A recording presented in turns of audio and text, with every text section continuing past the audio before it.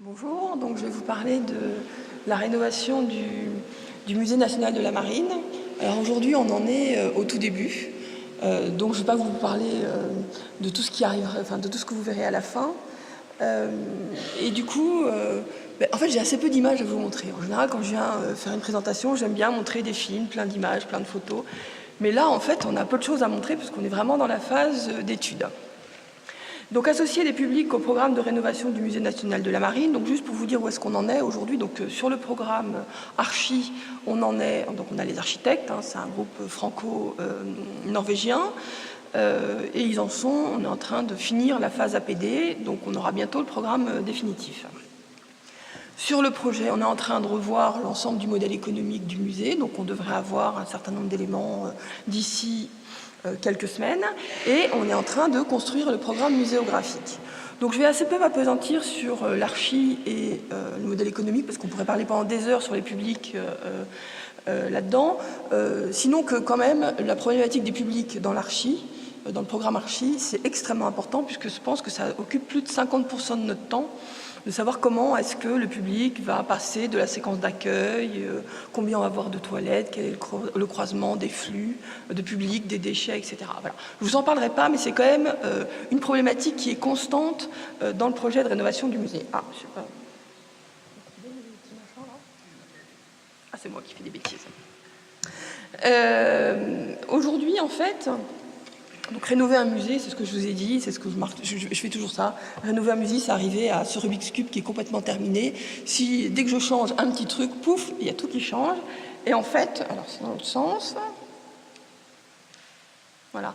Et en fait, le Rubik's Cube, il a 6 faces. Et chacune des faces, c'est je dois respecter les ressources propres que mes tutelles me demandent. Il faut bien que je sois à peu près rentable, même si un musée n'est pas rentable. 2, j'ai des tutelles et j'ai des demandes qui ne sont pas les mêmes. Nous, on a 2 tutelles. La tutelle du ministère de la Culture, mais aussi celle du ministère des Armées, puisque nous sommes dépendants du ministère des Armées.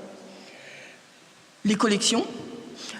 Des enjeux qui sont les enjeux maritimes, parce qu'il y a beaucoup de gens aujourd'hui qui imaginent que le musée de la marine, c'est le musée de la mer. Peut-être, pourquoi pas. L'architecture du bâtiment, qui est extrêmement importante, c'est un bâtiment classé, compliqué. Et les publics. Alors aujourd'hui, on va surtout parler des publics. Alors, la première chose, c'est qui sont nos publics? En fait, il y a eu un certain nombre d'études qui ont existé. La première, il y en a eu une en 2010, faite par l'Université de Dauphine, je ne reviendrai pas dessus. Une en 2015, qui a été faite par l'équipe de Denis Michel à l'époque, donc Denis Michel Boel qui clôturera la session aujourd'hui. Et cette étude, qui était faite à partir de questionnaires auto-administrés, a permis de comprendre quel était le comportement de visite, la notoriété du musée, la satisfaction de visite actuelle, etc. Et a mis un certain nombre de choses en exergue. D'abord, que nos publics n'étaient pas les mêmes que ceux des autres musées. D'abord, on a un public qui n'est pas féminin du tout, qui est beaucoup moins féminin que ceux des autres musées. Et on a un public, aujourd'hui, qui est un public qui est plutôt aux deux extrémités de l'échelle des âges, on va dire. Très jeune public et public plus âgé. On va dire ça comme ça.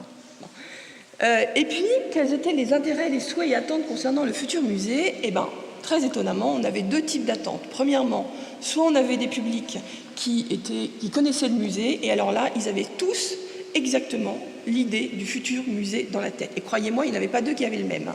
Donc aujourd'hui, on était face à le public imaginait quel était son musée rêvé du musée de la Marine. C'est vrai que la mer appartient au patrimoine de chacun, et tout le monde se sent autorisé à imaginer ce qu'il y aura dans le futur musée. Donc c'était pas très simple. Et puis, à contrario, ça c'est une étude qu'on a fait avec la Sorbonne, on a compris que les publics qui ne venaient pas au musée, eux, ils avaient une image du musée dans lequel de toute façon ils ne viendraient pas, parce que c'était pas le musée national de la Marine, mais c'était le musée de la Marine nationale, donc un musée militaire. Donc en fait, on avait une image du musée à reconstruire, d'abord à déconstruire et à reconstruire. Et c'est ce que ces études de public nous ont donné. Les publics nous ont aussi dit, voilà, qu'est-ce que j'attends de votre futur musée? Alors on a eu des tas de slides comme ça qui nous permettaient notamment, alors je vous ai sorti celui-là, donc un nuage de points, un nuage de mots qui nous explique quelles étaient les grandes attentes, et puis classé, alors on l'a aussi classé de façon beaucoup plus fine par typologie publique, par âge, par etc., ce qu'ils attendaient dans le futur musée. Donc on voit que ce qu'ils attendent, ce sont les batailles navales, la navigation, les gens de mer, les héros et les grandes figures maritimes. Alors quelquefois, d'ailleurs, ils attendent des choses qu'on n'a pas dans le musée. On aimerait les avoir, mais on ne les a pas. Donc ça, c'était une étude qui datait de 2015. À partir de cette étude, en fait, l'équipe de Denis Michel a pu notamment, ça ne vient pas que ça, mais a pu notamment écrire le PSC qui sert de base aujourd'hui au programme muséographique. Donc, je reprends une phrase qui est dedans, donc quelquefois j'ai un texte qui est là. Donc, l'objectif du musée, vis-à-vis des publics en tout cas, il s'agira de rendre le grand public, et notamment les jeunes générations, plus familiers avec la dimension maritime de notre pays, de lui transmettre le goût de l'histoire et l'aventure maritime et la conscience des enjeux et des défis qui traversent la mer dans toutes ses dimensions, historiques, géographiques, stratégiques, économiques, environnementales, scientifiques et culturelles. Autant vous dire que c'est un programme qui est ambitieux. Alors mon objectif aujourd'hui, ce n'est pas de vous expliquer que ce qu'on fait avec les publics, c'est un modèle, mais en tout cas de vous dire que notre ambition au musée, elle passe par les publics de façon extrêmement forte. Donc on a eu un conseil scientifique. Alors le conseil scientifique, qui a été présidé par le professeur Cabantous, a identifié 13 thématiques. Chacune des thématiques devant être présente dans le musée de demain. Croyez-moi, elles ne sont pas du tout présentes dans le musée d'aujourd'hui. Par exemple, une des thématiques qui revenait beaucoup qui est beaucoup revenue, était la thématique de l'Hinterland. L'Hinterland, c'est donc ce qui se passe à l'intérieur des terres. À l'intérieur des terres, aujourd'hui, on n'en parle quasiment pas. C'est quelque chose qui n'existe pas. Donc il a fallu imaginer quelque chose qui rencontre à la fois les demandes scientifiques de ce comité scientifique et l'ambition des publics, qui quelquefois n'était pas exactement la même, l'envie des publics. Donc les grands axes du PSC, alors je vous ai mis en bleu ce qui concerne directement les publics. C'était les grands axes qui ont été identifiés. Utiliser des technologies innovantes pour associer les publics à nos thématiques, raconter des histoires de marine, de mer et de marins, inviter au voyage, susciter des émotions, sensibiliser aux enjeux maritimes de la planète. En fait, on voit que la notion de public, elle était extrêmement importante à ce moment-là.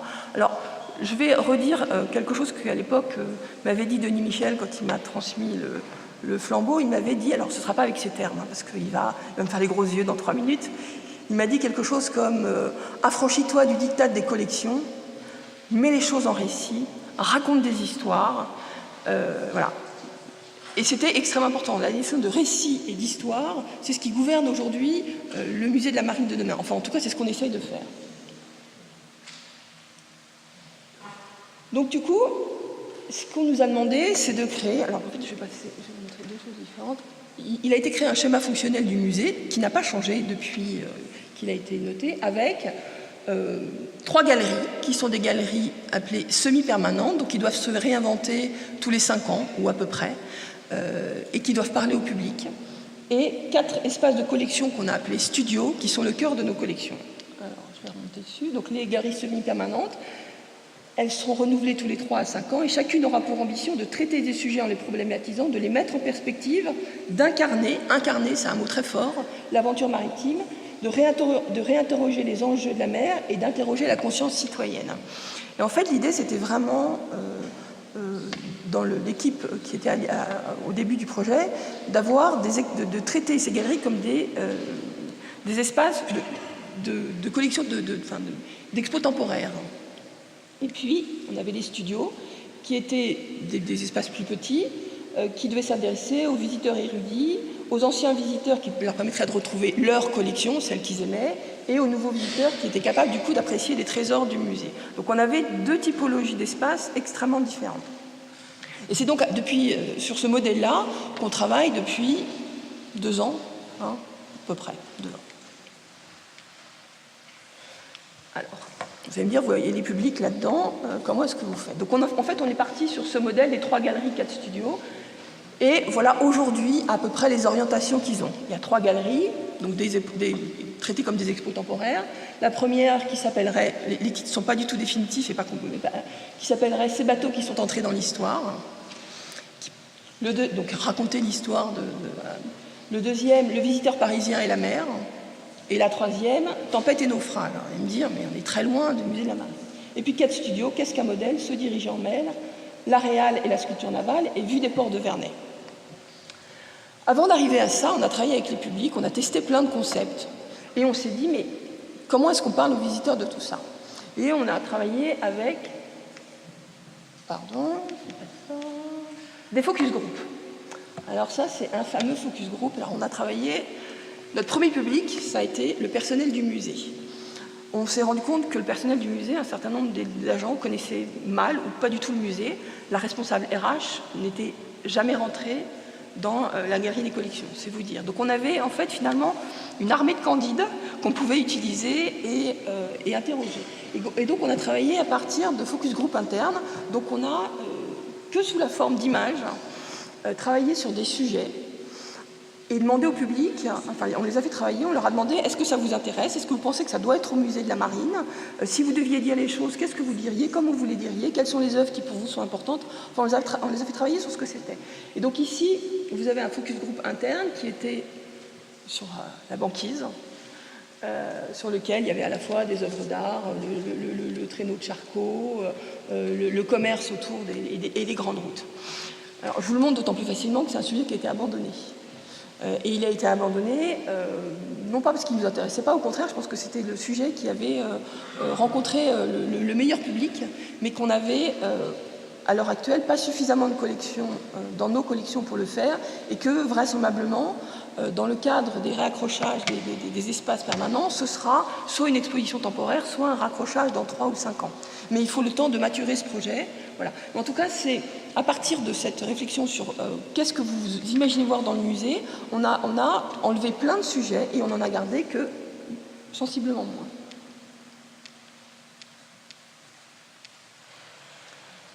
Alors, non, je me suis trompée encore une fois de sens, à chaque fois.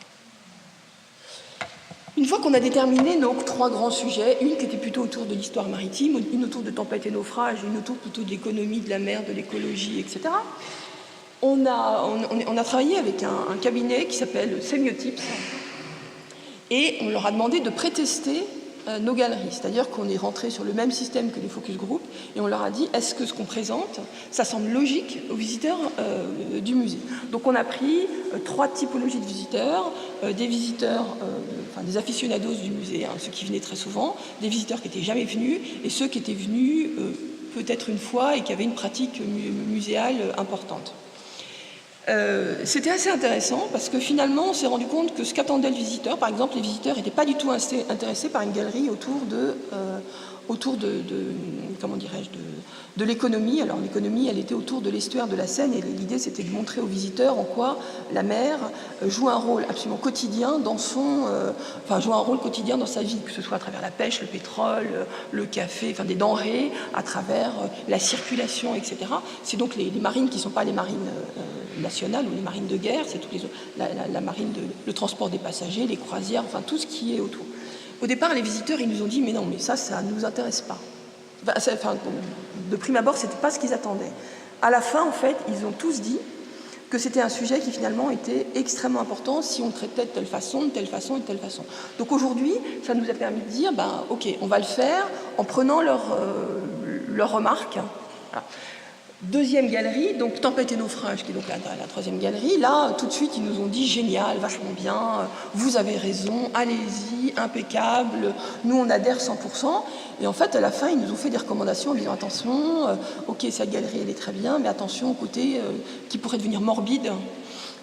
Mettez de l'espoir, soyez hyper positif dans votre façon de faire. C'est pas que ça ne l'est pas, mais il faut vraiment qu'il y ait quelque chose. Donc ça nous a obligés, en tout cas ça nous a interrogés et obligés à reconstruire de façon un peu différente le parcours du visiteur et à mettre un certain nombre de choses.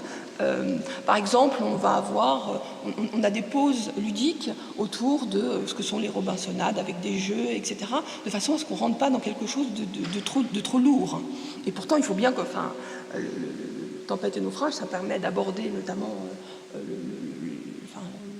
le spectre de la mort en mer, hein, puisqu'on savait que les marins, beaucoup d'entre eux ne revenaient pas, et que ça fait partie peut-être plus aujourd'hui, mais autrefois, embarquer, quand on partait, on n'était pas sûr de revenir. Voilà, donc on a donc travaillé avec un cabinet de conseil qui nous a donné ça et qui a donc sensiblement, pas très sensiblement, mais sensiblement réorienté un certain nombre de choses et notre façon de parler aux visiteurs. C'est toujours pas dans le bon sens. Alors, ce qu'on a vu avec eux, ça nous a aussi permis de rédiger le canevas du programme Muséo. Donc le programme Muséo, c'est ce qu'on va donner donc au muséographe.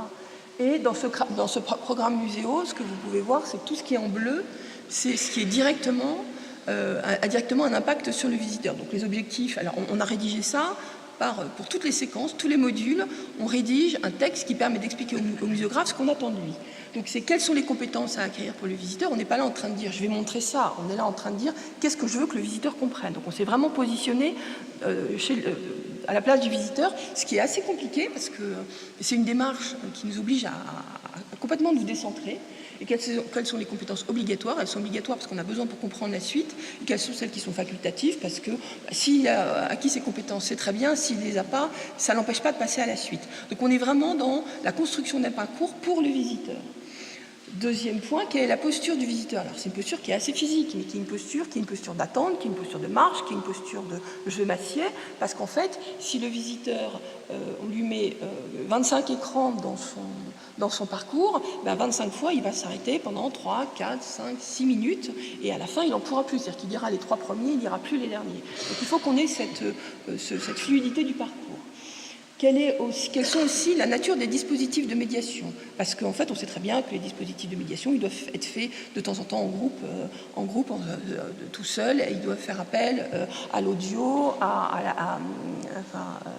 au visuel, au kinesthésique, au ludique, au cognitif, etc. Et puis, quels sont tous les dispositifs didactiques? Alors ça, on reviendra après. Et quelle est l'ambiance qu'on veut mettre? Ou est-ce qu'on met une ambiance et laquelle on veut mettre? En fait, l'ensemble de ces paramètres devant prendre le visiteur et l'amener, le conduire là où il est, aux compétences qu'il doit acquérir. À partir de ça, donc on a créé ce qu'on a appelé des schémas fonctionnels qui sont en fait la démarche intellectuelle que va suivre le visiteur. Alors, c'est un peu compliqué. Ici, on est sur la galerie numéro 2, il n'est pas du tout terminé. Donc aujourd'hui, c'est comment est-ce qu'on va emmener le visiteur dans le parcours, quelle est la logique, est-ce qu'on est dans une logique historique, chronologique, thématique, etc. Alors je vous ai montré celui-là, mais pour la galerie, donc ça c'est la galerie autour du Parisien et de la mer, on doit avoir au moins 4... d'abord, on a 50 versions du schéma fonctionnel, parce qu'à chaque fois qu'on voit que quelque chose ne marche pas, on change. Et surtout, on a aussi plein de versions différentes en se disant, mais est-ce qu'on lui fait faire ça ou est-ce qu'on lui fait faire ça? À chaque fois, on est dans l'expérience visiteur. On a aussi travaillé sur une démarche qui nous fait intervenir encore des candides, alors qu'on a appelé avec un barbarisme immonde le vitrinage, qui consiste à dire, à chaque fois que le visiteur va arriver quelque part, qu'est-ce qu'il va voir? Et est-ce qu'il comprend? Là, encore une fois, on a fait intervenir nos candides du musée, et on leur dit, est-ce que quand tu vois ça, tu comprends? Eh non, en fait, ça, ils ne comprennent pas. Je vous montre, parce que volontairement, j'aurais pu vous mettre bien pire, mais ça, quand on lui montre juste ça, en fait, il ne comprend pas ce que c'est, il ne comprend pas, il y a deux sujets qui sont mélangés, voire une vision historique qu'il ne comprend pas, et en fait, il a fallu revoir le schéma fonctionnel. Ici, on est dans une approche complètement historique sur la galerie Le Commerce du Café, en l'occurrence, qui était une approche historique 18e, 19e, 20e, etc. Et du coup, ça nous a obligés à revenir sur une approche plus thématique sur le commerce et le rôle du port. Parce qu'ici, on traite bien d'un côté le commerce, de l'autre côté le rôle du port. Le visiteur, il ne comprend pas, c'est trop compliqué. Voilà. Donc en fait, à chaque fois, on fait intervenir le visiteur pour qu'il nous dise, voilà ce que je comprends, est-ce que ça répond bien à ce que vous voulez? Alors c'est des démarches qui sont longues, qui nous obligent à nous remettre en question, qui font que quelquefois, entre service des publics et service et conservateurs, il y a des incompréhensions et qu'il y a un moment des arbitrages à poser qui sont importants à faire. Donc voilà, le fameux vitrinage, donc sur chacune des séquences, chacun des modules, on a fait ce vitrinage, donc c'est des trucs qui font 50, 60 pages. Ensuite, on a travaillé aussi avec le service du public sur une grille de l'expérience visiteur. Donc je vous disais tout à l'heure qu'il y avait le système didactique, notamment, et la grille de l'expérience visiteur. Donc par module, on a essayé de voir quel registre on appelait chez les visiteurs. Aujourd'hui, on sait par exemple que la galerie 2, on a travaillé hier matin dessus, enfin hier, mais d'ailleurs toute la journée sur la galerie 2, on s'est rendu compte qu'on faisait appel sans arrêt au registre cognitif. Et que si on est sans arrêt, on fait appel au registre cognitif, le visiteur, au bout de 10 minutes, il va abandonner parce qu'en fait, on le met tout le temps face à « il faut que tu apprennes, il faut que tu apprennes, il faut que tu comprennes, il faut que tu apprennes, il faut que tu comprennes ». Or, en fait, et dans une démarche très passive, c'est-à-dire qu'on lui fournit de l'information, à lui de faire la démarche d'essayer de comprendre. Nous, notre rôle, c'est pas ça, c'est d'alterner justement tous ces registres de façon à ce qu'ils passent de l'un à l'autre et que la visite ne soit pas ennuyeuse et surtout qu'il apprenne des choses de façon différente. Encore une fois, tous autant qu'on en est, on est visuel, auditif ou kinesthésique et on n'a pas la même façon d'apprendre. Il faut alterner les registres. Et donc aujourd'hui, on travaille sur des registres qui sont des registres esthétiques. C'est un registre, le registre esthétique, il est beaucoup dans la galerie, et l'émotion et l'esthétique sont beaucoup dans la galerie 3. Le cognitif, beaucoup plus dans la galerie 1 et 2, etc. Donc aujourd'hui, on a essayé de travailler sur comment vit le visiteur une expérience et on en tire des conclusions. La conclusion, à l'heure actuelle, c'est qu'on arrive à peu près à faire fonctionner la galerie 3 parce qu'elle est plus facile, qu'on a beaucoup de mal sur les premières et deuxièmes galeries parce qu'on est sur des registres essentiellement cognitifs et qu'il faut changer notre façon de parler aux visiteurs. Et c'est souvent très lourd de sens, hein. C'est-à-dire qu'il faut reprendre les choses, pas forcément les objets qu'on va présenter, pas forcément, mais comment est-ce qu'on dit les choses différemment. Et en fait, le discours vis-à-vis du visiteur aujourd'hui, il est extrêmement important. Ensuite, aujourd'hui, voilà où on en est. On est en train de travailler sur les registres pour les 3 grandes galeries. Sur les studios, c'est à peu près fait. Sur les 3 grandes galeries, on va arriver à des conclusions qui vont nous permettre de lancer le marché de muséographie en juin. Le marché de muséographie, donc juin, on va le lancer, premier jury en septembre, sur lequel on va donner tout notre programme muséo avec tout ce qu'on attend des publics. Et surtout, on va avoir la notification, enfin en tout cas le choix de l'heureux lauréat en janvier. Le jour où on aura le lauréat, en fait, on va lui faire travailler sur encore des pré-tests, on va lui faire pré-tester la muséographie pour être sûr que ce qu'on montre, il le comprend.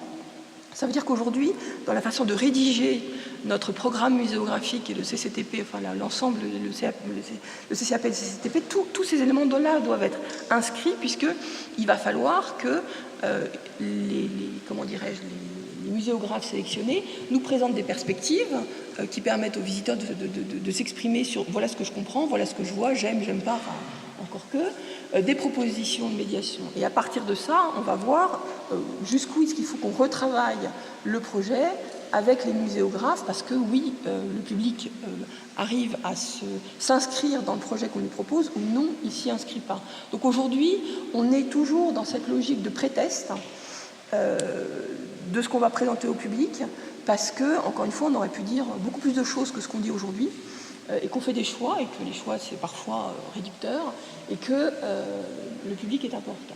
Par ailleurs, on a sélectionné une AMO signalétique, enfin bref, on a plein d'AMO, mais notamment une AMO accessibilité, et le recrutement d'une personne en charge de l'accessibilité qui vient d'arriver, et qui aujourd'hui sont associés aussi à la façon de parler aux visiteurs.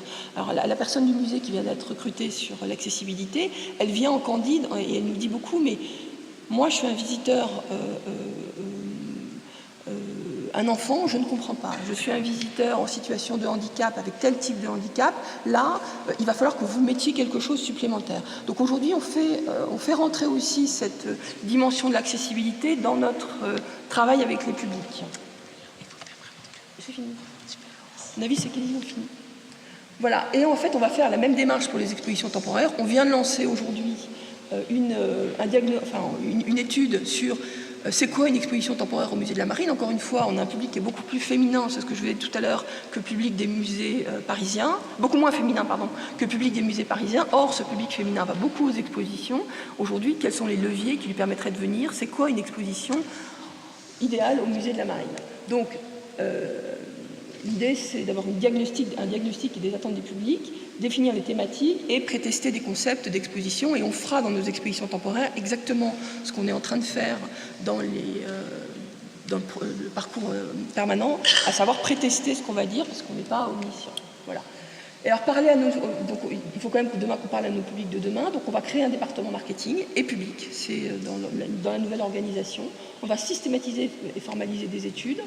On va aussi réinventer une identité de marque. On s'est bien rendu compte que chacun avait sa vision propre du musée de la Marine et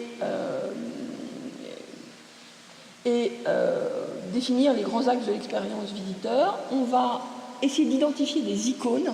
Aujourd'hui, une des raisons pour laquelle le musée de la Marine a du mal ne sait pas à quel public il parle, c'est qu'il n'y a pas d'icônes qui sont identifiées. Alors, laquelle de ces quatre-là sera choisie? Je suis sûre que ce sera une autre, ou d'autres. Et enfin, on va réorienter et consolider les axes de notre programmation en lien avec le public. Voilà.